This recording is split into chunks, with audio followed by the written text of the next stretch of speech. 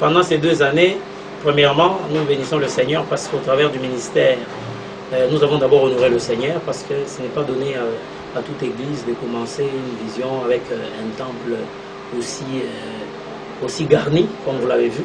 C'est que le Seigneur nous a bénis et nous lui avons construit quelque chose de présentable.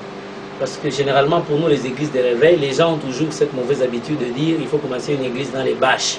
Non, nous avons aussi été encadrés par un père spirituel, le pasteur Seba Ofoum, qui sera le prédicateur du dernier jour. Il nous a prodigué beaucoup de conseils et nous avons pris un temps aussi de formation. Et tout cela, ça entre dans le bilan.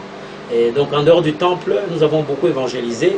Nous avons gagné toutes les personnes que vous voyez dans la salle majoritairement. Ce sont des âmes qui ont été gagnées à Christ et qui ont constitué l'église locale que nous pouvons appeler propriété de l'Éternel. Mais le ministère lui-même, c'est le ministère d'évangélisation. Il ira dans le monde entier et partout où on évangélise, on établit une église locale et nous continuons la marche. Vous avez vu également la paroisse de Cambo.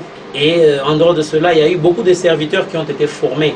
Nous avons eu 2 intervenants qui sont venus de l'étranger. Un qui est venu de la Belgique, pasteur Richard Ali Mouini, qui a donné des grands séminaires ici.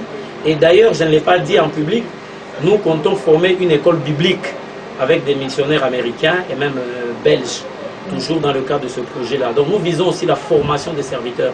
Nous pouvons aussi encore ajouter beaucoup d'âmes qui ont été baptisées. Nous n'oublions pas les actions sociales. Notre église aussi impacte dans ce quartier.